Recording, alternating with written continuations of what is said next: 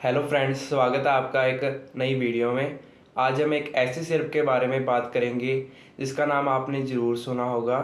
यह syrup kidney से जुड़ी समस्या को ठीक करने के लिए प्रयोग में लिया जाता है। इस सिरप का नाम है नीरी सिरप। नीरी सिरप एक डायूरेटिक सिरप है। अब बात कर लेते हैं नीरी सिरप क्या है। नीरी सिरप एक आयुर्वेदिक हर्बल सिरप है। ये एमिल फार्मास्यूटिकल के द्वारा बनाया जाता है। ये किडनी से जुड़ी या यूटीआई से जुड़ी समस्या को ठीक करने के लिए प्रयोग में लिया जाता है। मुख्य तौर से इस सिरप में कई आयुर्वेदिक जड़ी बूटियाँ मिलाई जाती हैं। इसे नेफ्रोप्रोटेक्टिक सिरप भी कहा जाता है।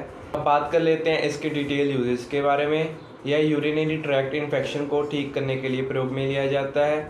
अगर किसी की किडनी में पथरी है तो उसको भी निकालने के लिए प्रयोग में लिया जाता है। अगर किसी का वॉशरूम रुक रुक कर आ रहा है या बार बार आ रहा है तो हम इस सिरप का यूज़ कर सकते हैं। यह यूरिनरी ब्लैडर को डिटॉक्स करने के लिए भी प्रयोग में ली जाती है।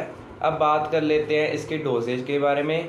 तो बच्चों में यह 5 ml सुबह शाम दी जाती है और अडल्ट में यह 10 ml सुबह शाम दे सकते हैं।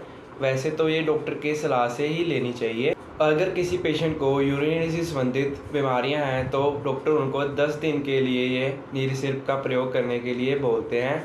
और अगर किसी पेशेंट को किडनी में स्टोन वगैरह है तो यह महीना या महीने के ऊपर के लिए प्रयोग में लेने के लिए बोलते हैं।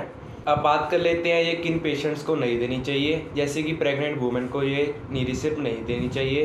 किडनी फेलियर का कोई पेशेंट है तो उनको भी ये नीरी सिरप नहीं देनी चाहिए।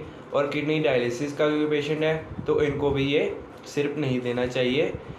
ऐसे तो ये एक आयुर्वेदिक सिरप है पर ये डॉक्टर के सलाह द्वारा ही इन पेशेंट्स को देना चाहिए।